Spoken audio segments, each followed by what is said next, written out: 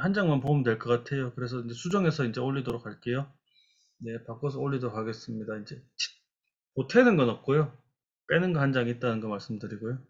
네, 그래서 이 사람이 어떻게 이제 그렇게 신라에 관해서 고급 지식을 했을까 했었을 때 이제 직접 돌아다녔다라는 거죠. 하면서 엄청나게 많이 만났습니다. 그래서 여행도 하고 아까 말씀드린 것처럼 이제 중국 왔다 갔다 한 사람, 또 왔다 갔다 한 사람을 만났던 사람, 뭐 취재했던 사람도 만나고, 뭐 장르를 가리지 않고 이제 만났고요. 또 문헌도 보고 있고요. 그러면서 이제 한편으로는 양쪽으로도 발전하고 또 검증했다는 겁니다. 이거 다음 시간에 또 한 번 더 이야기를 드려서 이제 또 이야기를 할까 말까 좀 망설였는데, 아, 그 후대 사람들은 이걸 많이 참조한다고 했잖아요. 이게 사실은 이거보다 훨씬 길거든요. 근데 여기를 점점 이상하게 막 바꾸거든요. 뭐 예를 들면 뭐랄까? 뭐 신라가 좋다고 했잖아요. 그래서 뭐 거기다가 물을 뿌리면 용년 향이 난다 해서고 뭐 이상한 거 있잖아요. 뭐 금이 넘쳐가지고 뭐 개박 예 뭐 이상한 거 하거든요. 근데 이 사람은 그러지 않았다라는 거죠. 딱 누가 봐도 좀 상식적인 수준 내에서만 이야기하고 예 얼토당토 않는 이야기를 안 하거든요. 예 다음 시간에 한 번 더 설명을 드리겠습니다. 그 정도로 좀 과학적이라는 거죠. 이 사람은. 그런 얘기를 하는데 왜 그럼 우리나라를 굳이 이제 노아의 자식 뭐 이런 이야기까지 하느냐 했을 때 이제 우리가 이 개념을 한번 여러분들 들어놓으면 좀 재밌을 것 같아서 좀 넣었습니다. 예. 원래 이제 이 사람이 이제 돌아다니면서 여러 지식을 얻었다는데 그 중에 하나가 이제 재래적인 개념이거든요. 그러니까 원래 서양에서는 또 그리스나 이제 그 이전에도 이제 지중해권에서 7대 기후대라는 게 있었습니다. 뭐냐, 이제 적도를 기준으로 해가지고요. 적도에서 극지방까지를 7개로 쪼개놓은 거예요. 반대로도 쪼개놓을 수 있겠죠. 그러면 14개가 될 수도 있겠죠. 근데 또 어떤 사람들은 적도 기후대하고 극지방 기후대를 다 놓고 그 사이를 7개 쪼갠 것도 있어요. 그럼 9개가 되겠죠. 그럼 7개 되는 것도 있고 9개가 되는 것도 있고요. 또 그다음에 밑에도 그 어떤 많은 사람들은 이제 적도가 너무 뜨겁기 때문에 못 내려간다 생각했어요. 내려가면 다 죽는다고. 그러니까 북반구에만 7개 있는 사람도 있고요. 어떤 사람은 남반구에 살 수도 있다라는 사람도 있고요. 어떤 사람은 남반구에 조금만 한 7분의 1만 살 수 있다는 사람도 있어요. 그래서 종류가 많겠죠. 지금 들어보면 뭐 18개도 있고 14개도 있고 그죠? 7개도 있고 9개도 있고 10개도 있고 여러 가지거든요. 있는데 대체적으로 오른쪽에 보이는 것처럼 뒤집어 놓은 거긴 한데 그래서 이제 7개가 있고 그죠? 그 극한의 지대 하고 아주 뜨거운 지대는 빼고 이제 이 남반구는 못 산, 이 적도거든요. 맨 밑에 있는 줄이. 예, 여기는 못 산다고 이제 많이 생각을 했었어요. 근데 이 사람들이 여기서 지금 들으면 좀 기겁할 수도 있는 이야기일 수도 있지만 환경결정론을 이야기를 합니다. 그래서 언제나 기준은 자기죠. 그래서 봐라. 우리 같은 이 온화한 날씨와 아름다운 자연을 가진 사람들은 사람들이 인물도 수려하고 자연도 너무너무 예쁘고 동물들도 뭐 아름답고 식물들도 최고고 그죠? 뭐 문명도 발전하고 이렇게 생각하고요.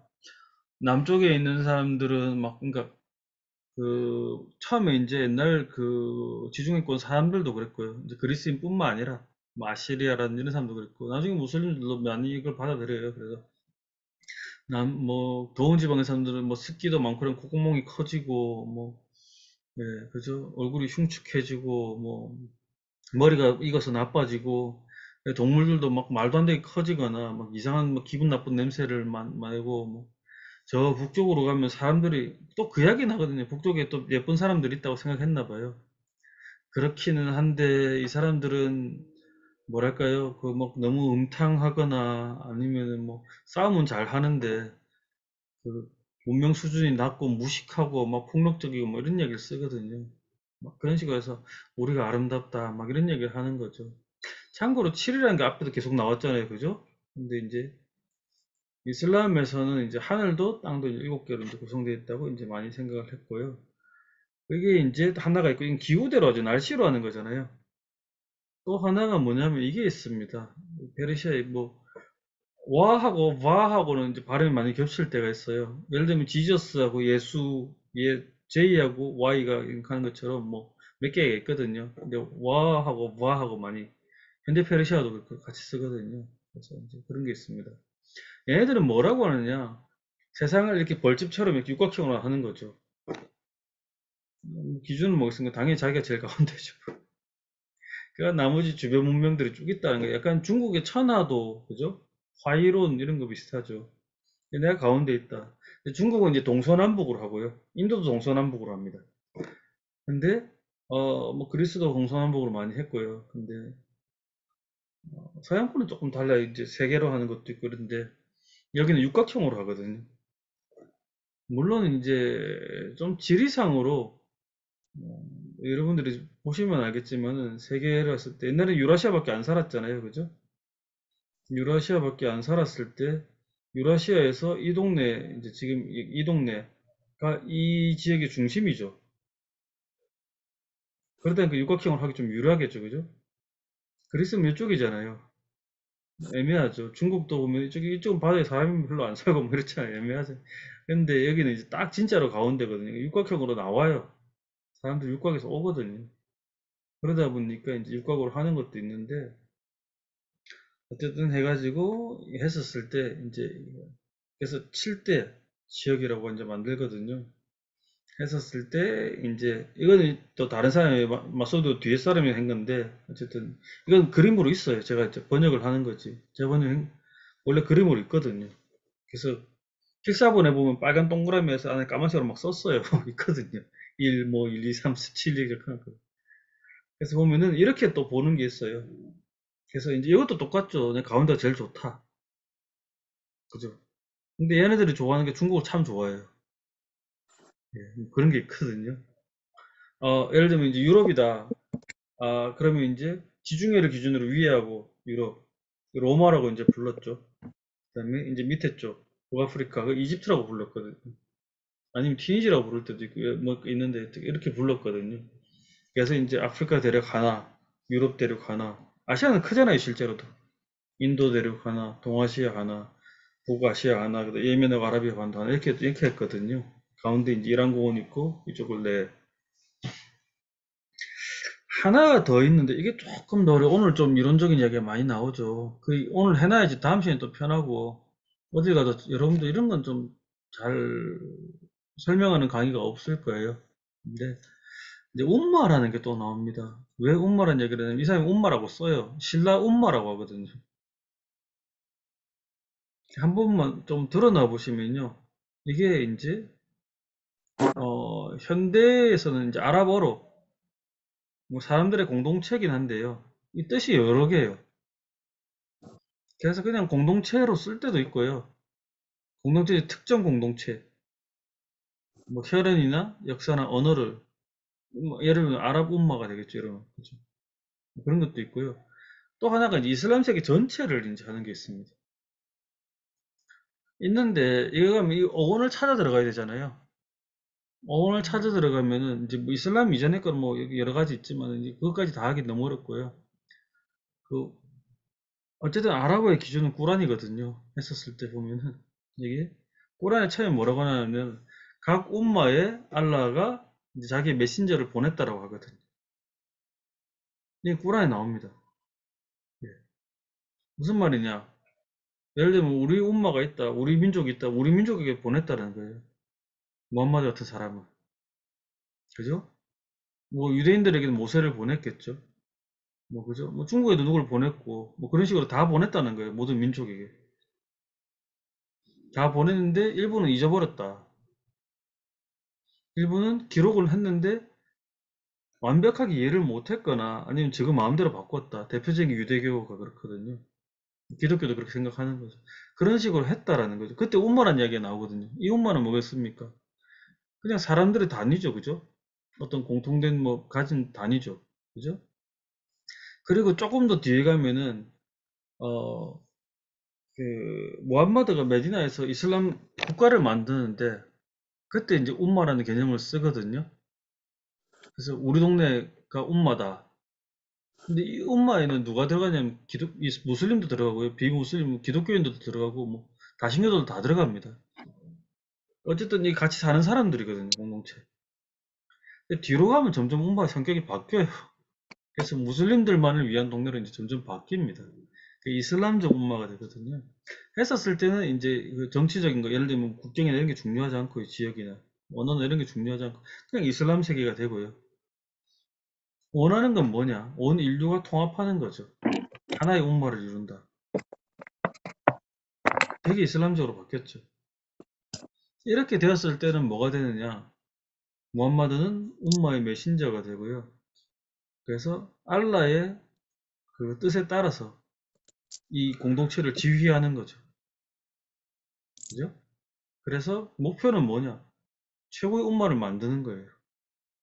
무슨 느낌인지 딱 이해가 오세요? 예. 처음에는 정치적인 게 중요하지 않았죠. 종교만 중요했거든요. 무슬림들이. 무함마드에게. 근데 가서는 뭐가 중요해서 생존이 중요하고 공동체 안에서 버티는 게 중요했죠. 근데 나중에 되면 어떻게 되냐? 이슬람 공동체를 만들어서, 그죠? 그걸 전 세계로 하나로 하는 걸 중요하게 여기죠. 근데 뭐, 일단 그렇게 얘기합니다. 끊임없이 나오는 게 강요는 하지 마라.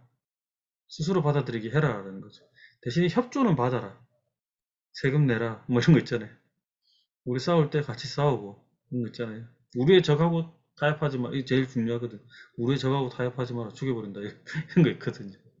그렇기 때문에 umma라는 게 이제 어떤 마지막에 이제 구원 최후의 심판이 오니까 기독교도 유대교도 이슬람 심판이 나오거든요. 왔었을 때 거기에 이제 다른 윤리적 규범을 따르는 거죠. 이렇게 이제 바뀌거든요. 그러면은 뭐 이거는 뭐 참고 삼아 예를 들면 umma하고 다른 개념들이거든요. 예, 그냥 참고 삼아 뭐 들어만 놓으라는 거죠. 그래서 뭐 제가 이제 기억나는 게 그 2010년도, 11년도에 아랍의 봄이라는 게 터져서 아랍 나라들이 다 뒤집어졌거든요. 제가 그때 이제 요르단에 있었는데 텔레비를 딱 켰는데 시리아에서 시위하는 게 나오더라고요. 근데 거기서 뭐라고 하냐면은 뭐 아랍어 모르시니까 알라, 수리야, 이스카트 니잠이라가 뭐냐면은 알라 알죠? 그 수리아 시리아거든요. 그 다음에 이제 정권을 무너뜨리자 하고요. 그 다음에 뭐라고 하냐면 샵, 수리아, 그 이스카트 니잠이랬나? 그래서 이제 시리아 국민들은 이 정권을 무너뜨리길 원한다라고 했었어요. 아샵, 유리드 이스카트 니잠. 그러니까 우리 국민들은 이 정권을 무너뜨리길 원한다 이렇게 했거든요. 그때 이제 샵이란 말이 나오거든요. 뭐냐 이건 그냥 국민 국가예요, 국가예요. 국민이에요, 사람이에요, 사람 일반적으로. 그 다음에 이제 하나는 혈연대 집단이 있거든요. 원래 당연히 거기 출발, 우리도 그랬잖아요. 옛날에 화백회 이런 거, 고추가 뭐 이런 거 할 때 다, 뭐 곰부족하고, 그죠? 그렇게 시작하잖아요. 예. 그러니까 이게 있어요. 근데 이슬람이라는 건 뭐냐? 그래서 또 umma라는 거는, 앞에는 모든 단위가 그렇지만은, 혈연, 지연, 뭐 좀 사회가 발전하면 뭐 학연도 있고 뭐 있겠죠. 어쨌든. 그죠? 혈연도 이제 서로 결혼을 해서 이제 멀리 하잖아요. 이걸 갖다 바탕으로 만들었던 사회 구조가 있는데, 이제 umma라는 걸 제시하면서 이걸 깨버리는 거죠. 뭐냐? 이게 아니라 알라의 명령을 따르는 자. 알라의 명령을 따르는 자가 뭐냐면요. 처음에는 구성이 다양했죠. 왜냐면은 이걸 만든 걸 처음 만든 게 어디냐? 메디나에서 만들었거든요. 메디나에는 무슬림들 손님이었고요. 거기는 유대인들하고 다신교들이 많았거든요. 그 다신교, 유대교, 무슬림들이 알라의 명령에 따라서 그 운영되는 사회를 만드는데 앞 시간에 한번 얘기했는데 기억나세요? 그 알라의 명령을 해석하는 게 자기예요, 무함마드. 어쨌든 이제 종교 상관없이 알라의 명령에 따라서 운영되는 조화로운 사회가 이제 umma였거든요. 그러다 나중에는 이제 바뀌는데 어쨌든 이런 게 있었을 때 들어보시면은 민족도 다르고 그죠? 다 다르잖아요. 혈연 관계가 상관없어요. 그걸로 이제 우열이 안 나옵니다. 알라가 볼 때 다 똑같거든요.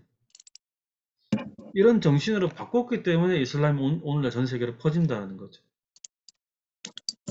안 그랬으면 뭐가 되겠습니까? 무함마드 가까운 친척부터 이제 위에 올라가 있고 아닌 놈들은 저 멀리 떨어져 있겠죠. 이런 하이라키가 있어야 되는데 이슬람은 그게 아니라는 거죠. 위에 한 명, 지도자가 있으면 나머지 다 평등한 거예요. 그냥. 알라가 볼 땐 전부 다 평등하고 이렇게 되는 거죠. 이렇게 만들었는데 이걸 모르고 들으면 음마가 이상하게 들려요. 무슬림들 공동체인데 왜 신라가 음마가 되냐 이렇게 들리잖아요. 근데 여기서 말했을 때 음마는 그 초기의 음마 원래 그때 그죠? 공통된 그 문화와 생활 양식을 갖춘 사람들 그 음마가 자기가 생각할 때 세계 7개가 있다고 했었어요. 마수디는 10세기에 천년 전이죠. 뭐 마수디는 신라 망하고 20년 뒤에 죽었거든요. 이 책은 그때 만들었어요. 그러니까 거의 신라 근데 신라 망하고 20년 뒤에 뭐 마수디가 몰랐을 수도 있죠. 신라가 망했는지는 뭐 어쨌든 신라 민족과 중국 민족이 있다라고 했는데 그게 하나의 민족이라고 생각했었어요. 원래. 그게 umma라고 했거든요. 예. 했었을 때 가면 제1umma가 있고 제2umma가 있고 제3umma가 있고 막 이렇게 하거든요. 제6umma는 인도예요. 인도. 인도의 겐지스강 있는 쪽하고 인더스강 있는 쪽이거든요. 어쨌든 그래서 꾸란에서도 보면 이제 이런 게 나오죠. 누구겠습니까? 마리아 아들 지저스죠. 지저스와 마리아가 나오죠. 이렇게 했었을 때 여기서 umma. 네. 근데 이 umma는 하나의 종교에서 여러 종교로 분열된 후, 종파로 분열된 후, 잠시인데, 그죠? 잠시 동안, 예. 그래서 갈라져 있다라고 하죠. 관념은 조금 비슷해요. 근데 이게 종교냐 아니냐, 이 차이가 있는데, 그래서 이 사람도 이제 비슷한 이제 불안정한 생각을 하는 거죠. 무슨 말이냐. 이걸 보면 알 거예요. 음, 음. 그러니까 세상에는 6개의 민족, 7개의 민족이 옛날에 있었다. 근데 이 7개의 민족은 어디서 왔느냐? 노아의 세 아들에서 왔거든요. 그러니까 노아의 세 아들의 이 7개의 민족으로 바뀌어요. 그래서 그 7개의 민족은 뭐 하는 사람들이냐? 한 명의 임금을 섬기고요. 하나의 언어를 쓰는 사람들입니다. 근데 걔네들이 갈라져서 마수디가 살 때 그 여러 가지 다양한 사람들이 된다라고 생각을 했었어요. 뭐 투르크족, 카자르족, 카자흐족 뭐 이런 식으로 있잖아요. 네. 했었을 때, 이 사람이 이제 두 번째 지었던 열책에 보면은 뭐 재밌는 뭐 이야기들 많이 나와요. 결국에는 지리적인 건 역사적인 것은 이제 신학이 중요하다는 거죠. 이슬람 신학이 비블리칼한 데서 했을 때 문명이라는 거, 인간의 문명의 끝은 신라하고 중국이 끄트머리고요. 또 하나는 뭐 곡과 마곡이 끝이고 뭐 이런 게 있거든요. 뭐 참고 삼아 그냥 보여드려요, 이제. 알렉산더 임금 있잖아요. 임금님이 이제 곡과 마곡의 이제 벽을 만들었다. 이건 그냥 약간 이제 이슬람하고 기독교하고 유대교가 다 비슷한 생각을 공유한다는 걸 지금 보여주기 위해서 하나 넣었는데 지금 요새 뭐 저는 이런 거 되게 안 좋아하거든요. 안 좋아하는데 뭐 이런 거 이야기하면서 그래서 보면 이제 곡과 마곡이 다 있다라는 거죠. 그래서 이제 뭐 에스겔서가 뭔가 제가 찾아보기 이렇게 돼 있더라고요. 여기 보면은 고멜 나오죠. 네, 그죠? 이게 고모거든요.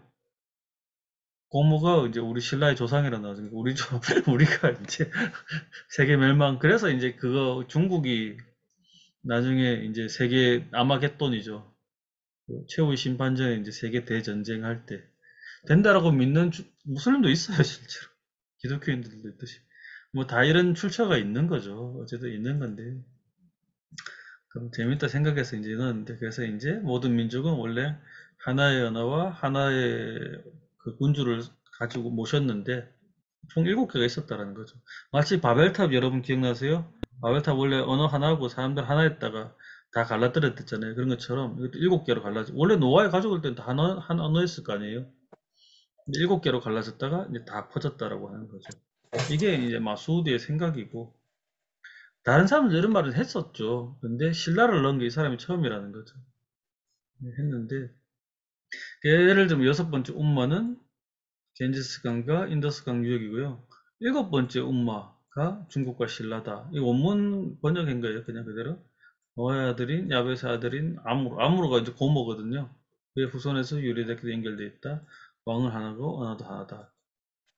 이제 이렇게 얘기했었어요. 사실 일단 고려 시대긴 한데 이 사람 뭐 고려를 알았을 수도 없고 고려는 잘 안 나와요. 저 후대에 나옵니다. 다 이유가 있거든요. 뭐 이거 이야기하면 뭐 한 학기 가는데 어쨌든 그래서 있고요. 했었을 때 아까 이끌림 기억나요? 기후대로 하는 거. 그 지리적 위치로 하는 거 했었을 때는 중국과 유마리스라는 거 하는데 이끌림은 아까 서양 쪽이랬죠. 지중해 쪽. 유마리스는 이름은 딱 들어봐도 동양 쪽은 아니거든요. 이건 그러니까 이 사람도 다 알았다라는 거죠. 그래서 이제 서양 쪽에서 지구 구분하고 이제 지역적 구분했었을 때 개념도 알았고요. 근데 이제 아까 이슬람 쪽으로 했었을 때 지금 살고 있는 거 자기가 살고 있는 사람도 사는 데 있잖아요. 문명권 했었을 때는 제7 그러니까 극동쪽에 가장 동쪽에는 중국과 신라가 있었다라는 거예요. 근데 자세히 들여다보면요. 다른 데는 안 나와요. 일본도 안 나오고 뭐 발해도 안 나오고 쭉 안 나오거든요. 동남아시아도 안 나오고 안 나와요. 그래서 왜 그랬느냐 했었을 때 뭐 여러 가지 이제 가설이 있는데 제가 이제 많이 강조하는 부분들은 이거랑 첫 번째 이 사람이 어쨌든 소스가 한계가 있잖아요. 그죠? 다 못 가봤죠. 근데 왔었을 때 앞에 무슬림들이 쭉 기록을 했는데 세계 지리에 관해서 신라는 많이 나와요. 중국하고. 당연히 중국 이만큼 나오고요. 신라는 요만큼 나오죠. 당연히. 다른 데는 안 나오거든요. 요만큼 나오거든요. 티베트 이런 데는 막 조금 나오거든요. 예. 그러니까 일단 이거 지식 자기가 아는 게 그게 다고요. 그다음에 이제 당시 동아시아 자체가 좀 특수했었습니다. 옛날에는 중국하고 신라의 힘이 그렇게까지 역할이 없었고 일본도 열심히 했죠. 그죠? 나름 뭐 좀 다를 수는 있지만 그리고 백제 고구려도 있고 중국도 있고 다 있죠. 중국도 여러 개로 쪼개졌을 때도 있고. 근데 무슨 문제가 있느냐? 아까 처음에 여기 이제 처음 이제 기록을 쓴 사람들 있잖아요. 이제 동아시아에 관해서 제대로 좀 기록을 남긴 거 이 사람들이 좀 제대로 알기 시작하거든요. 근데 이 사람들이 글을 남긴 게 그 앞에는 이제 되게 희미하거나 조금 나오거나 이래요. 제대로 된. 근데 이 사람 직접 답사된 사람도 있고 중앙정부에서 집대성을 했기 때문에 이 사람들이 진짜 보고거든요. 그러니까 뒤에 사람들 이 사람 거면 다 뺏기잖아요. 근데 이 사람들이 활동했던 게 8세기 중반이거든요. 9세기 중반이거든요. 이때가 언제냐면은 장보고 한참 활동하고 장보고 죽고 나서도 청해진에 움직일 때였어요. 근데 중국은 무슨 문제가 있었냐면은 그때 계속 반란이 너무 많이 일어납니다. 그래서 뭐 주전충의 난, 뭐 안사의 난, 뭐 이렇게 뭐 황소의 난 계속 나오거든요. 그리고 그다음에 일본은 중국하고 싸웠어요. 자기가 천황이라느니 뭐 이렇게 해가지고 그래서 계속 견당사라는 게 가다가 중국으로 못 갑니다. 안 받아줄 때도 있고요. 우리가 더러워서 안 보낸다 할 때도 있고 그다음에 또 어떨 때는 배가 난파되고 뭐 이래요. 그러니까 또 안 가다 보니까 잘 못해요. 그러니까 우리는 좀 가깝잖아요. 그래서 지금 보면 뭐 말 차이 안 나겠지만 옛날 그 당시로 보면 한국하고 중국이 가깝거든. 일본보다 훨씬 방해하기가. 그러니까 우리는 자꾸 가요. 근데 또 무슨 문제가 있었냐면은 고구려 백제가 망했잖아요. 망할 때 신라하고 이제 동맹을 맺었다 하면 싸웠긴 했지만 나중엔 친해지거든. 그러고 나면 무슨 일이 생기냐면은 중국이 당나라 때니까 당나라 세계에서 그때 중국 역사에서 가장 자랑스러운 시기가 당나라거든요. 왜냐면 나머지는 이민족들이 더 힘이 셌잖아요. 아니 이민족들이 두드려 맞았거나. 근데 당나라는 그게 아니거든요.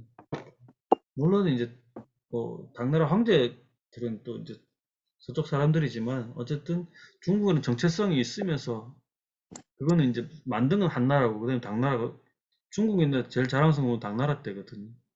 뭐 청나라 이런 건 이민족이잖아요. 그러니까 네, 했는데 그 당나라의 그 신라인들은 엄청나게 가거든요. 가서 최대의 이제 집단을 이루거든요. 뭐 관직도 많이 타고 상업인도 많이 하고 그다음에 반자치도 하고 그래서 일본인들도 헤매고 길 헤매고 이럴 때 중국인보다 한국인한테 많이 물어봐요. 그게 일본인들의 기록에 많이 나오거든요. 그렇기 때문에 어떻게 보면 세계사적 관점에서 중국 내에 우리의 영향력이 가장 컸던 때가 이때일 거예요, 아마 거의. 최대 뭐 이민족 집단이기도 하고 뭐 그런 식으로 되는 거죠. 예. 그러다 보니까 우리 기록이 많이 나오는 게 시대적인 특수성이 있었다라는 거죠. 100년 전에 이제 많이 썼다 그러면은 우리가 그렇게까지 좀 독특하게 독보적으로 안 나올 건데 아니면 100년 뒤면은 또 안 그럴 건데, 이때가 유독 신라가 강했는데, 이때 동아시아사를 많이 썼어요. 원소스가 됩니다. 그 다음에 무슨 일이 생기냐면은 중국에 발레 나서 무슬림이 딱 도망가요. 그래서 한 100년 뒤에 돌아오거든요. 그때는 신라는 망하고 고려가 들어왔는데 그때는 세계관계가 다 바뀌거든요. 네, 뭐 그런 뭐 여러 가지 이야기가 있고요. 근데 그때 자료를 그대로 막 쓰다 보니까 이게 안 바뀌는 거죠. 그 다음에 이제 아까 기록을 보면 여러분 그 기억나요? 그래서 신라 사람들이 중국 군주하고 계속 선물을 주고받아야 되고 안 하면 비를 멈춘다. 그죠? 수시로 이제 교환한다. 무슨 말이겠습니까? 어쨌든 이 사람들이 무슬림들이 이제 동아시아로 왔단 말이에요. 오면은 제일 중요한 무역 상대는 어디겠습니까? 뭐 필리핀일 리도 없고요, 그죠? 태국일 리도 없고 한국일 리도 없잖아요. 당연히 중국이거든. 그냥 중국한테 뭐가 제일 중요한 사람인지 중국이나 뭐 이제 관계를 봐야 되잖아요, 중국의 외교를. 신라가 제일 중요한데 이 사람이 가만히 보니까 중국하고 신라 관계는 좀 특이하다고 보는 거죠. 조공책봉 관계에서 다른 나라 이야기는 그렇게 안 나오거든요.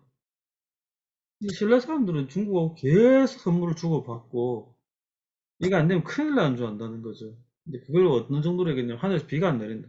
하늘에 비가 안 내리면 다 죽어요. 임금도 죽어요. 그죠? 바로 밀란 번호 1번이죠. 그렇기 때문에 이 둘이가 뭔가 옛날부터 임금이 하나였을 거고 되게 친했다가 갈라져 나온 게 아닐까 이런 생각을 했던 거죠. 전체적으로. 그죠? 생판 남끼리 이럴 리는 없잖아요. 원래 형제나 이런 애들이었는데 나중에 갈라지면서 임금은 따로 있지만 했다라는 거죠. 그리고 마지막으로 umma의 개념에서 마수디의 umma의 개념은 뭐였습니까? 같은 임금 같은 말이죠. 근데 이 사람들이 보면은 뭐 한국말 중국말 다른 건 알겠지만은 근데 중국에 와 있는 한국 사람들 중국말 하지 않았겠어요? 웬만하면 그 일단 글은 다 통하잖아요. 이 정도로 언어가 유사가 비슷한 데가 별로 없죠, 세계에서. 다른 집단에 갔었을 때, 그죠? 유럽 가면 라틴어 통했던 것처럼, 그죠? 이슬람 제국 내 아랍어 통했던 것처럼. 그러니까 이제 이건 얘네들은 딱 보니까 군주도 비슷해. 저서 친해. 말도 똑같아.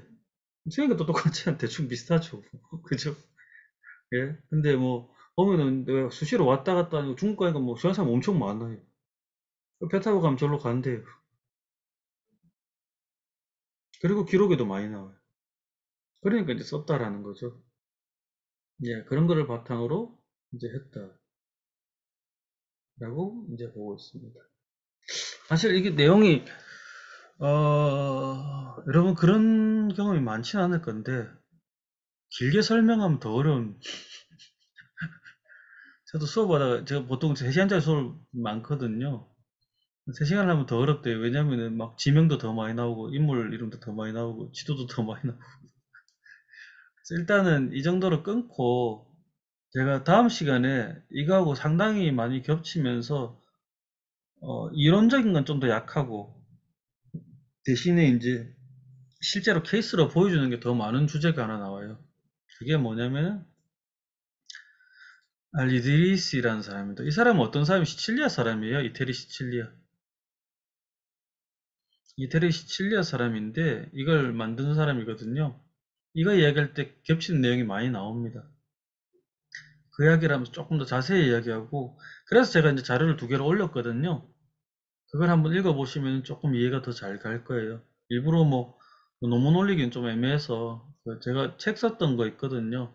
거기서 짧게 쓴 것들 몇 개 올렸는데 그게 한번 보시면 조금 이해가 좀 나을 거라고 생각합니다. 일단 질문 먼저 받고 질문이 없으시면은 제가 아까 못 땄던 설명들 몇 개 더 할게요. 설명 뭐 질문 있으세요? 그 운마 관련해서요. 예, 그러면 원래 여러 운마가 있는데 예, 알라가 거기로 예언자들을 하나씩 보냈었고 예. 이제 그, 그 운마들은 알라의 가르침을 따라야 하는데 그 알라의 가르침을 해석하는 건 무함마드다. 뭐 정리하면 이렇게 되는 걸까요? 정확하게 말하면은 모든 민족에게 그 예언자가 가고요. 모든 예언자들은 이제 메시지를 가지고 가죠. 근데 모든 메시지라는 게 다 동등하진 않아요. 어떤 메시지는 경고가 많은 것도 있고요. 어떤 것들은 이제 복음이라 그러죠. 또 어떤 것들은 이제 두 개가 다 섞인 것도 있고. 근데 이제 여기서 말하는 각 umma에 같은 거 사도가 있고요. 그다음에 그 사도에서도 이제 두 개가 있는데 이제 앞에 얘기했죠. 했는데 갔었을 때 모든 민족에게 가긴 갔는데 그 사람들이 그걸 갖다가 완벽하게 다 받아들인 애들은 한 명도 없었던 거죠. 그렇기 때문에 마지막으로 보낸 게 무함마드고 거기서 나는 모든 메시지를 정확하게 다 전달을 했고 무함마드는 그 모든 메시지 처음부터 끝까지를 다 받아가지고 너희는 다 전달을 해서 너희들은 온전히 간직하고 있다 라고 선언을 하는 게 무함마드의 마지막 고별 연설이거든요.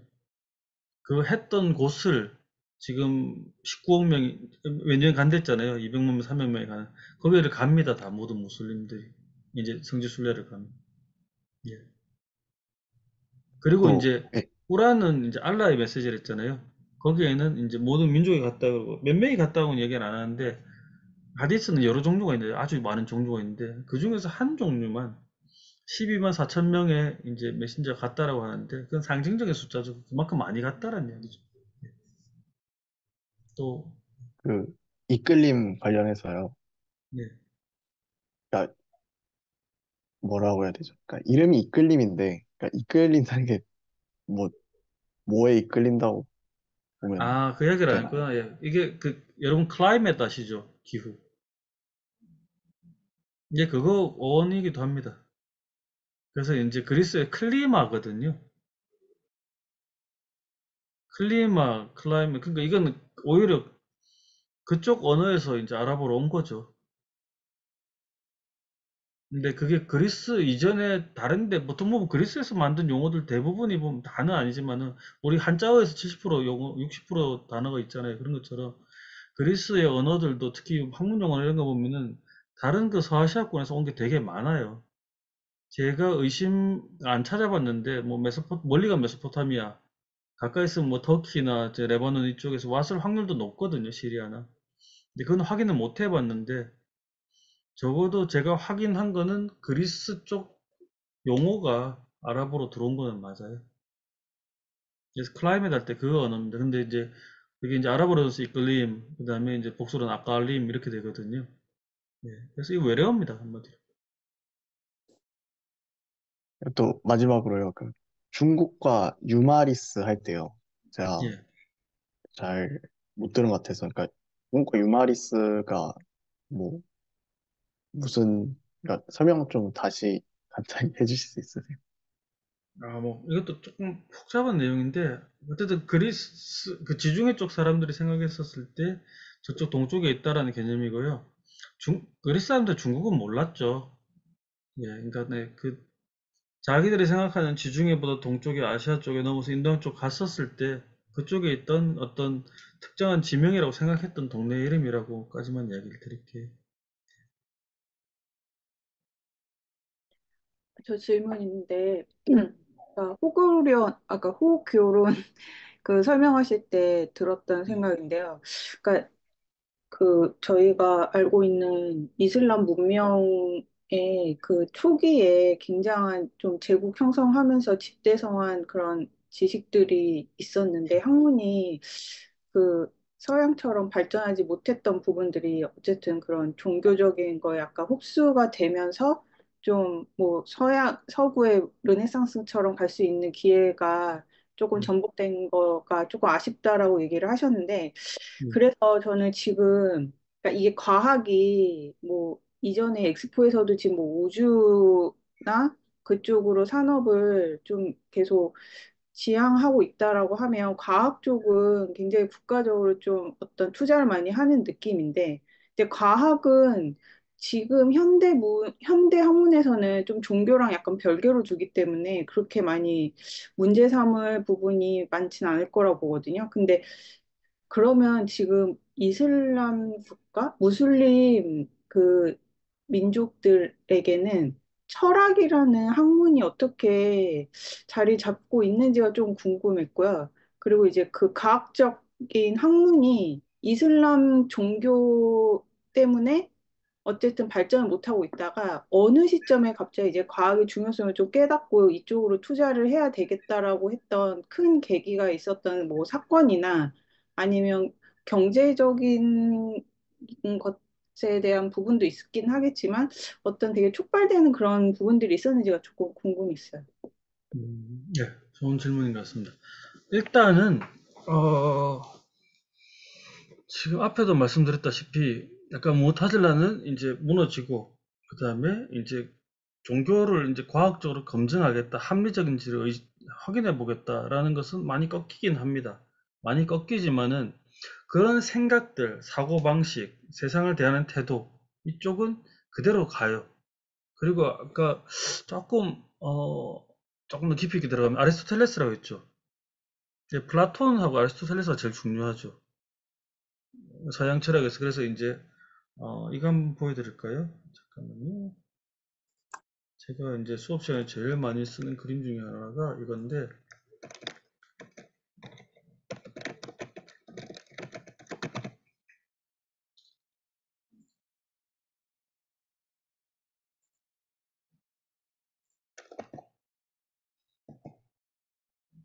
잠깐만요. 금방 옵니다.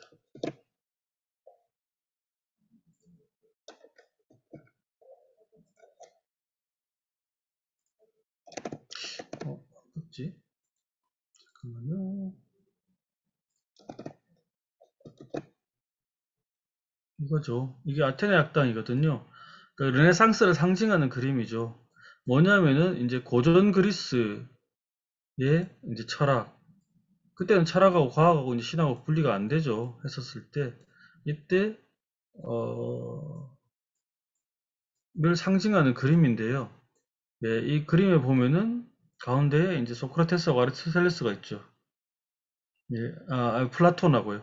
소크라테스는 여기 있고, 사실 소크라테스는 이제 책을 안 썼고, 플라톤이 이제 책을 썼죠. 이제 소크라테스는 말만 했고요. 그리고 이제 플라톤이 제자가 아리스토텔레스인데, 이 손을 보면은 이제 플라톤은 이렇게 하고 있고, 아리스토텔레스는 밑으로 하고 있거든요. 그러면서 이제 둘 다 이제 세상의 본질, 뭐 이데아 이런 걸 생각을 해요. 뭐 짧게 이야기하면요. 근데 뭐 아주 짧게 이야기하면은 플라톤은 이제 세상에 이제 이데아가 이제 이 현실 세계가 아니라 저 위에 있다 생각하거든요. 눈에 안 보이는 세계. 이데아가 있다고 생각하고요. 아리스토텔레스는 그 본질이 이 사물에도 있다고 생각해요. 이렇게 각 세상에. 근데 이게 지금 말고 옛날 가톨릭, 그러니까 중세 암흑기라고 우리가 말하던 시기 있잖아요. 그 시기에는 그 교회에서 생각할 때 플라톤이 아리스토텔레스보다 훨씬 더 자기들의 세상을 끌어나가기 유리하다고 생각을 했었어요. 무슨 말이냐? 저 세상에 하나님 있잖아요. 그러니까 우리는 죄인이란 말이에요. 그럼 이 세계는 무의미해요. 이 시기에 우리는 죄인으로 살아가고 있고요. 현세에서 뭘 자꾸 하려고 하지 말라는 거죠. 죽어서 천국에 가서 보답받는 게 중요하고, 현세에서 뭘 이렇게, 그래서 뭐 과학이라든지 뭐 철학이라든지 이걸 별로 안 좋아했었어요. 어떻게 보면 호교론 비슷하죠. 그래서 교황이 내가 알라의 뜻을, 그러니까 하나님의 뜻을 이제 이야기해주고 너희는 그대로 따르면 되고, 그 다음에 종교인들이, 신학자들이나 아니면 그 신부님들의 성직자들이 이야기한 대로 너는 하면 돼. 그 끝판왕까지 갔던 게 이제 뭐겠습니까? 뭐 면죄부 이런 거잖아요. 돈 주고 파는 거 그런 거잖아요. 그게 이제 중세를 지배했고, 그게 중세의 암흑기죠.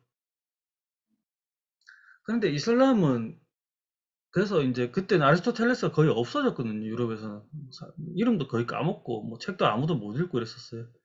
근데 이슬람은 현세를 즐기라고 자꾸 하거든요. 알라가 너희들은 아담이 죄를 지었는데 내가 죄를 다 용서해 줬으니까 너희들 즐겁게 살아라. 그러니까 내가 세상에 다 만물을 만든 건 다 이유가 있다. 너희들 즐겁게 쓰라고. 대신에 정의롭게 공정하게, 너무 지나치지 않게, 너무 인색하지 않게 써라는 거죠. 즐겨라고 했었어요. 현세를 추구해라는 거거든요. 되게 현세론적이에요. 아리스토텔레스도 인기가 플라톤도 아리스토텔레스 인기가 많았거든요. 그래서 아리스토텔레스 열심히 연구를 했었어요. 그런 식의 사고 방식이 있거든요. 그래서 현실에 있는 것을 극복하고 뭘 축적하고 만들어낸 걸 되게 좋아했었어요. 중세 무슬림들이. 그게 되게 맞고요. 물론 일부 이슬람이 이만큼 있으면은 거기서 뭐 수피도 있고 이상한 애들 있잖아요. 걔네들은 또 현세를 막 다 부정하고 막 그렇게 고행하고 뭐 이런 비관론 사람이 있었는데 다 그렇다는 게 아니라 상당히 대부분은 아리스토텔레스에는 좀 맞았어요. 그래서 현세에서 되게 열심히 뭐 과학적인 연구도 하고 탐험도 하고 많이 했거든요. 근데 이 관계가 바뀝니다. 바뀌게 된 이유 중에서 굉장히 중요한 사람이 하나가 있는데 이게 이 사람이에요. 여기 지금 보여요, 커서가? 돌아가고 있는 거 보이면 저기 머리 벗겨지신 분 옆에 있는 사람. 머리 네네. 벗겨지신 분이 이제 피타고라스고요. 그 옆에 있는 사람이 이분 루슈드라는 사람이거든요. 이 사람이 이제 스페인 쪽에 있었는데 뭐 임금님도 흑인이에요. 어쨌든 뭐그 남쪽에서 아프리카에서 왔는데 어쨌든 이 사람이 이제 아리스토텔레스 전집을 번역을 하거든요. 번역을 하는 게 아니라 주해설을 써요. 그러니까 그 십자군 전쟁이 나고 했었을 때 유럽인들이 이제 이슬람 세계에 왔잖아요. 근데 왔었는데 보니까 뭐 자기들 잘 모르는 것도 많고 거기에 보면 중동에서 몇 병에 사는 기독교인들도 많잖아요. 뭐 이런 것도 있네 저런 것도 있네. 그리스 사람들이 저랬어? 유럽인들이 이랬다고? 뭐 이런 걸 많이 찾아요. 그러니까 교회에서 이야기하지 않은 걸 많이 찾습니다. 그래서 이런 것도 신기하네. 뭐 이런 이야기하면서 뭐 플라톤이라는 사람도 아리스토텔레스도 있어. 플라톤만 아는데 뭐 이렇게 한 거죠. 하다가 보니까 어 근데 책을 봤는데 모르겠어요. 하나도 뭐 그리스어도 뭐 아무 뭐 이해도 안 되고 이러는 거죠. 했는데 이 사람이 이제 아랍어로 번역해 놓은 책을 그중에서 이제 유럽 사람은 이제 아랍어를 할 줄 아는 사람이 이제 생기기 시작하니까 그 국경 지역에도 있고 3대 지역이 있거든요. 시칠리아, 스페인, 그리고 이제 십자군 갔던 동네 그쪽 발칸반도 있거든요. 거기 이제 아랍어 하는 사람들이 보더니 이 사람 책을 읽으면 내가 이해가 간다라는 거예요. 킹 제임스 뭐 이런 약간 그런 거 이렇게 이제 우리 조상이 옛날에 썼는데 우리는 이해를 못 하겠는데 이 사람이 쓴 건 아는 거예요. 그러면서 이제 아리스토텔레스 학문이 막 발전하고 이렇게 하면서 뭐 인생 추구적인 생각이 생기고 그러면서 이제 종교 개혁도 일어나고 이러면서 우리는 여기서 죄인이라기보다는 현세를 열심히 추구해서 이것도 가치가 있다. 그러면서 이 저기 죽고 나서의 세계에서만 모든 가치가 있는 게 아니라 현세에서도 각자의 가치, 특히 칼뱅주의자들 뭐 이런 그런 사람들이 이런 거 많이 하거든요. 그러면서 이제 대항해 시대로 나가서 막 적극적 개척도 하고 이런 것들 사회 사조가 만들어지거든요. 거기서 이 사람이 되게 큰 역할을 합니다. 뭘 이 사람만 한 건 아니고 여러 사람들이 했는데요.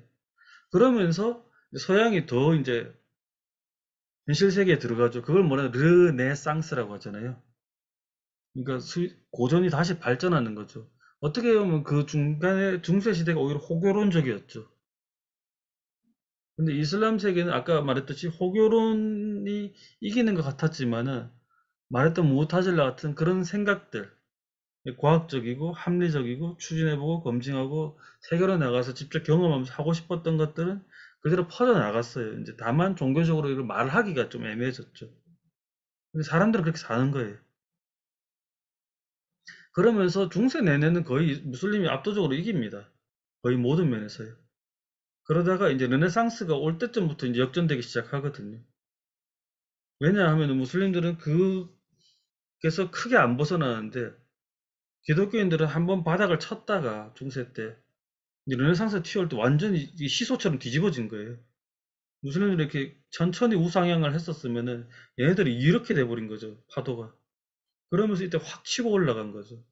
그렇게 됐었는데 그러다 보니까 무슬림들은 중간에 이제 좀 패닉에 빠집니다. 언제 빠지냐면 한 1600년, 700년, 특히 1700년대 말부터 패닉에 빠져요. 언제 빠지냐면은 처음에는 그랬어요. 쟤네들 바바리안들, 뭐 무식한 놈들, 뭐 씻지도 안 하고 뭐 이상한 놈들이라고 이렇게 했다가 더러운 뭐 이런 뭐 과학도 떨어지고 덜 떨어진 놈들 이렇게 생각했죠. 종교도 옛날 사람들. 그러니까 자기들 생각할 때는 이슬람이 최신 버전이고 제일 맞는 거고 저 사람들은 윈도우 998 쓰는 거죠. 예, 그렇게 생각을 했었는데 어느 날 보니까 얘네들이 싸움도 조금 하고 우리가 못 만드는 기구도 만들고 뭐 과학기술도 만드는 거예요. 마치 중국이 서양인들 처음 봤을 때처럼 저 야만인들을 했는데 우리가 만든 이상한 자명종도 만들고 하는 것처럼 무슨 처음엔 그렇게 봤어요 서양인들을. 근데 조금 시간이 지나니까 못 이기겠는 거예요. 모든 면에서 우리보다 다 뛰어나요. 그거를 인정하게 된 계기는 1798년입니다. 그 전까지는 마지못해서 우리가 이만큼 앞서 있고 특히 종교는 뭐 철학이나 우리가 이만큼 앞서 있는데 구멍이 몇 개 있다 생각했죠. 얘가 대포는 조금 더 잘 만드네? 뭐 예를 들면 그런 거 있잖아요. 배는 조금 낫네?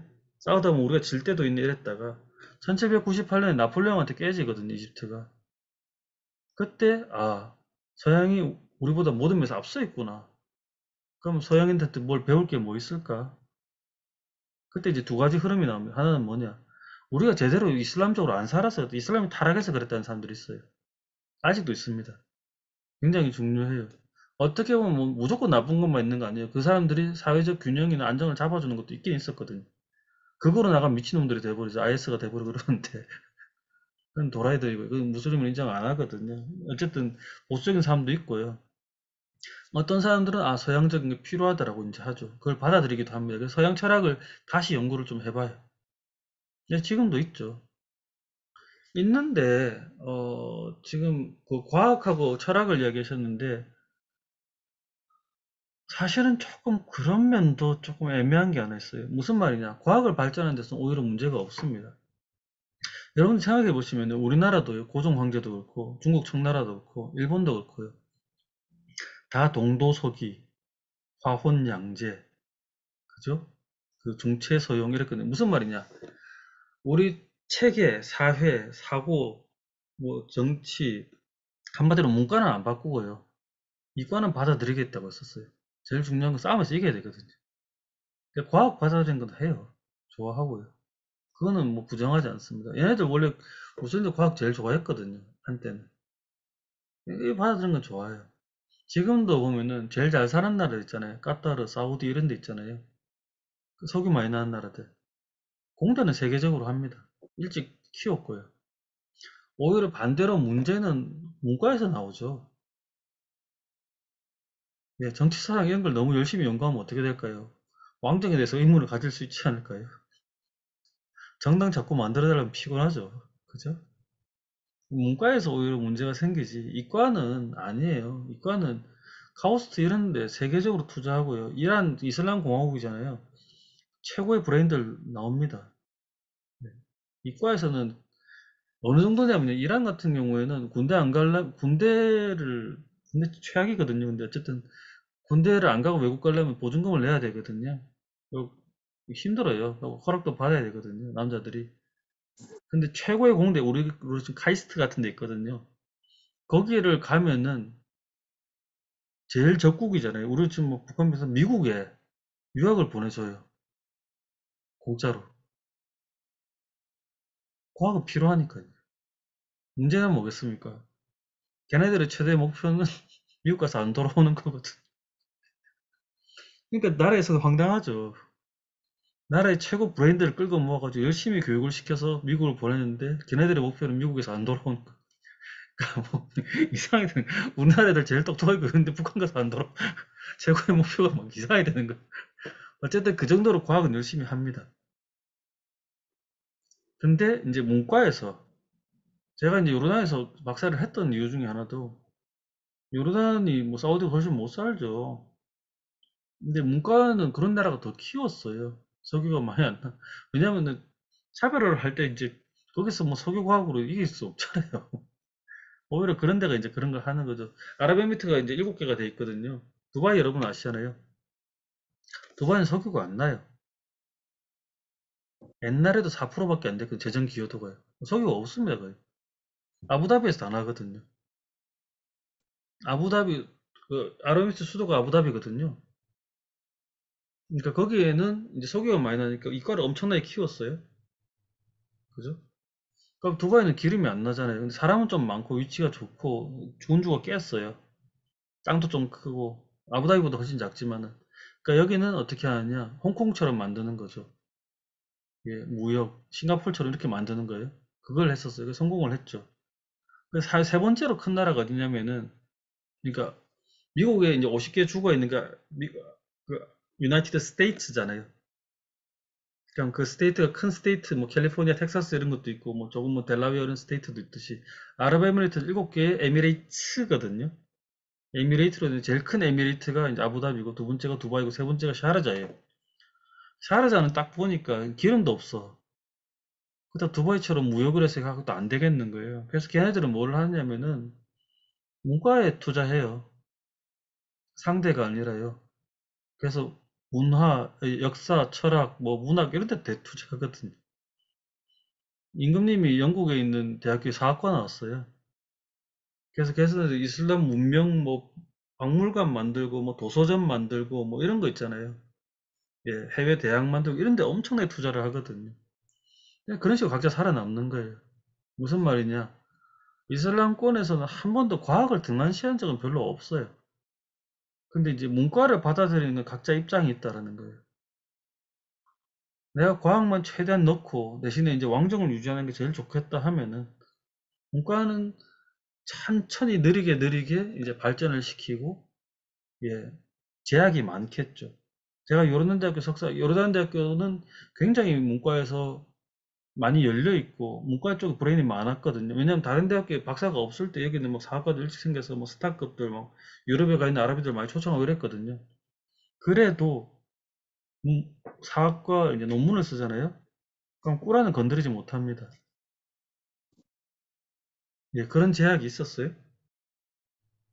예. 그런데 예를 들면은 이제 거기도 왕정이기도 하고요. 그래서 왕가도 못 건드려요. 왕가사도 못 건드리고 이런 게 있는데 예를 들면은 이제 사우디다. 그러니까 왕가를 지키는 게 중요하고 돈은 이제 그 이과적이만 만들면 돼요. 그죠? 석유 잘해서 잘하는 사람 있으면 돼요. 두바이는 장사 잘하는 사람 있으면 돼요. 그죠? 호텔 서비스 뭐 이런 거 있잖아요. 무역 이런 거 잘하는 사람이 있으면 돼요. 근데 이제 샤르자 같은 경우는 문과를 키우는 거죠. 근데 그렇다고 해서 걔네들이 비이슬람자를 키우느냐? 그렇지는 않아요. 근데 조금만 더 들어갈게요. 조금만 더 들어가 보면은 아까 말씀드렸던 그 서양에 뒤졌다고 했었을 때 위기가 생겼잖아요. 그러면 이제 개혁적으로 나가자는 사람이 있었거든요. 서구화로 가자는 사람이 분명히 있었어요. 제일 심하게 간 게 터키였고요.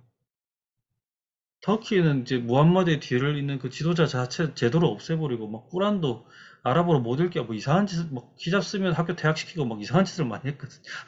거기는 완전 끝까지 갔고요. 완전 정신이 나가는 정도로. 왜냐면 걔네들이 챔피언이었거든요. 1등이니까 할 수 있었어요. 근데 그 밑에서 탈출한 나라들이 이제 아랍 국가들인데 그 중에서 몇몇 나라들은 아랍 민족주의라고 해가지고 좀 세속주의적인 군부 엘리트? 우리로 치면 약간 박정희 뭐 그런 식의 모델을 메이지 유신 가듯이 약간 그런 식으로 가는 애들이 있었거든요. 그런 애들 같은 경우에는 일단 세속 국가를 추구를 했었어요. 그런 쪽에서는 아마 철학이나 정치나 신학 쪽에서도 훨씬 더 그래도 그죠. 그냥 국가 자체가 모토가 세속 국가니까 조금 다르긴 합니다. 그래서 이제 정리를 하자면은 뭐 지금 중동을 위주로 했지만 이슬람 국가 전체를 넓혀도 다 그렇게 되거든요. 그러니까 이슬람권에서도 어떤 데는 세속 국가 모델로 갔다. 특히 뭐 터키처럼 갔다. 아니면 공산주의처럼 이렇게 갔다. 그럼 국민들은 무슬림이지만 공산주의처럼 가면은 당연히 거기서는 이제 막 종교를 비판하고 하는 것도 하죠. 정치 체제도 그렇고 다 뒤집어야 되죠. 그런 것도 있고요. 어떤 데는 반대로 가죠. 그래서 우리가 이제 망해가는 거는 다른 게 아닌데 이슬람을 제대로 안 해서다. 그래서 이제 점점 좁아지겠죠. 다만 과학기술은 열심히 했는데 서양식으로 다 개편을 해서 하는 거는 18세기 정도 돼야지 하고요. 그 전까지는 모태사보다 필요를 못 느꼈어요. 정확하게 말하면. 내가 더 나은데. 쟤네들은 바바리안을 생각하죠. 뭐냐. 르네상스 이전에 서양을 이라는 개념을 두고 우리가 우위에 있다고 생각하고 유럽은 아래라고 생각했었어요. 그 개념을 계속 가지고 세상을 봤어요. 르네상스 이후 세상은 바뀌었는데 몰랐다라는 거죠. 사실은 알았어요. 알았는데 외면했죠. 인정을 안 했거든요. 그래서 인정을 제대로 한 건 18세기부터 말부터다. 그 소설 중에서 노벨상 탄 내 이름은 빨강이라고 있거든요. 터키 건데 그거 한번 보시면 무슨 느낌인지 아실 거예요. 서양은 이미 올라왔어요. 자기보다 이제 모든 면에서 이제 올라오고 있거든요. 근데 계속 인정을 안 하려고 해요. 그래서 완전히 무릎 꿇은 거는 나폴레옹. 이러면 쉽죠. 예. 좀 긴 이야기였지만, 예, 그렇습니다. 조금 깊이 들어갔네요. 약간 전공 교양보다는 약간 전공 수준에 가깝게 좀 들어간 것 같아요.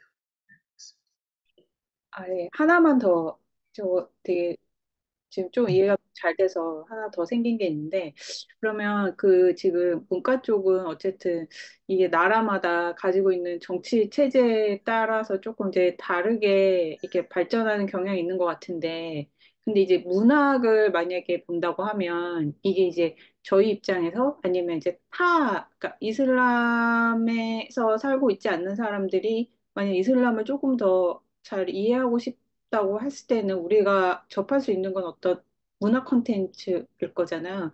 근데 만약에 이제 문학 같은 경우에는 이게 문학이 가지고 있는 그 작가의 정신이 만약에 자기가 그 추구하고 있는 어떤 그 사회 체제에 대한 어떤 부조리 같은 거를 이렇게 얘기를 하거나 할 때 이제 굉장히 그 이슬람에서 갖고 있는 종교적인 면이랑 그런 부분들이 되게 부딪힐 게 되게 많을 것 같거든요. 왜냐면 보통 문학 자체는 그 어쨌든 사회에 대한 어떤 부조리면을 드러내는 부분들이 많잖아요.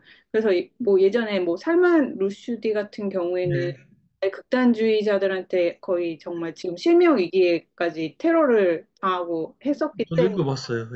예. 네, 그래서 이게 국제적으로 우리 이제 그러니까 우리나 다른 타 사람들이 이슬람 문화를 조금 더 깊이 이해하기에 접근할 수 있는 문학 같은 부분에 대해서는 굉장히 이 작가들이 그 입지가 되게 위험한 느낌이거든요. 그 문학을 어떻게 바라보고 있는지가 저는 좀 궁금했어요. 그러니까 그 이슬람 내부에서 그리고 그 밖에서 아예 그 자기네들 문화에 대해서 그런 좀 작가 정신으로 리얼리즘식으로 가는 그 문학에 대한 부분들.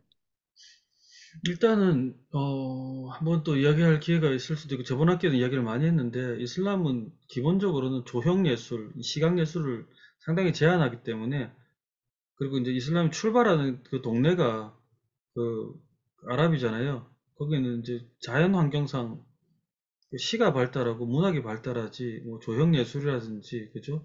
그 다른 게 발달하기 되게 어려워요. 물건을 만들거나 이런 것도 만들기 어렵고요. 물질 문명이라든지 그렇기 때문에 문학이 굉장히 발달했죠. 예, 예를 들면은 서양에서 배를 치잖아요. 불교에서도 배를 치고 기독교도 배를 치잖아요. 근데 이슬람은 목소리로 하죠. 예. 좀 심하게 말하면 특히 아랍 쪽에서는 이제 다른 예술이 발달 못하게 된 가장 큰 이유가 문학에 대해서 너무 집착을 했었거든요. 특히 시. 예. 그렇기 때문에 이제 문학 자체는 굉장히 발달했고요. 거기서 보면은 말씀하신 것처럼 어떤 부분에서는 문학이 현실을 반영 못한다도 있지만 저항시도 많고 저항문학 굉장히 많고요. 현실 반영도 많고 또 그리고 이슬람 세계를 비무슬림들 예를 들면 이집트에 천만 명의 기독교인이 됐잖아요. 그런 사람들은 이슬람을 바깥에서도 많이 바라보고 쓴 것도 있고 유대인들도 쓰는 거 있죠. 그 다음에 이제 무슬림 중에서 세속적으로 바뀐 사람들도 있거든요. 뭐 해외로 이민 간 사람들도 있고 이 사람들은 또 내부의 이야기 많이 써요. 예. 살만 루시드도 결국에는 그 동네에서 나온 사람 이슬람 있는 동네에서 출신이잖아요. 그죠? 그러니까 거기 출신이라고 해서 그 체제를 부정하는 걸 안 쓴다기보다 훨씬 더 많이 쓰고 특히 이제 저항문학 같은 경우는 우리보다 더 많이 써죠. 예. 또 다른 질문 하나만 더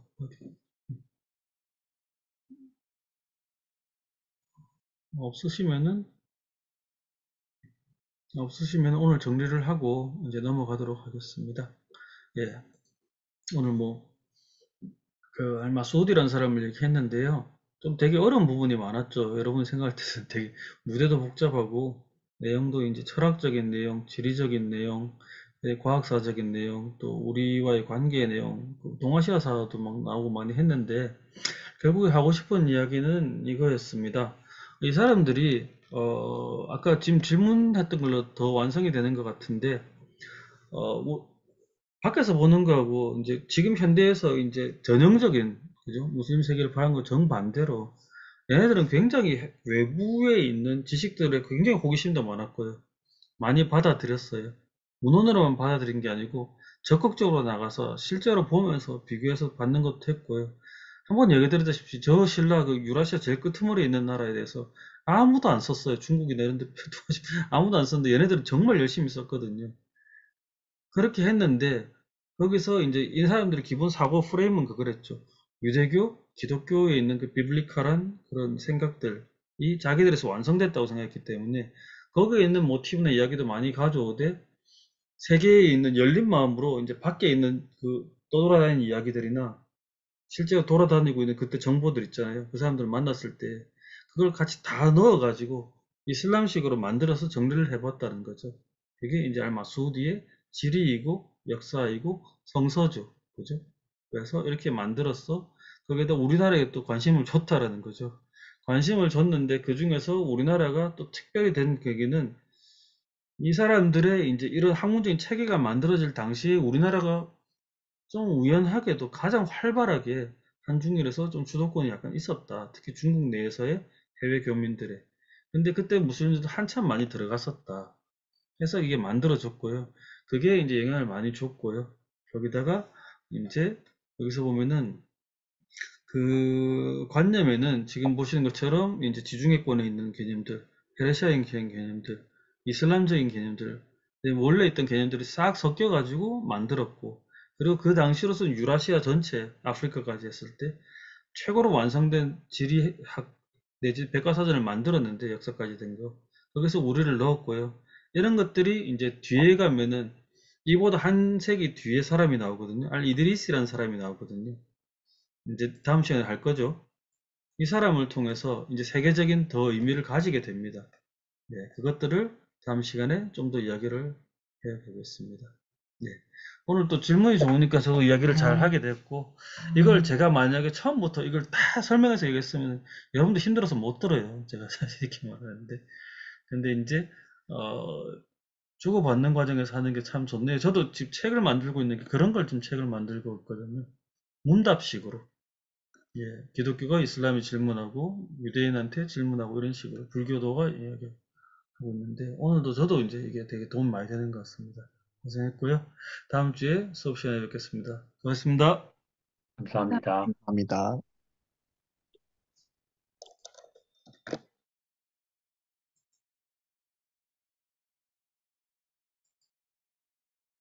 감사합니다.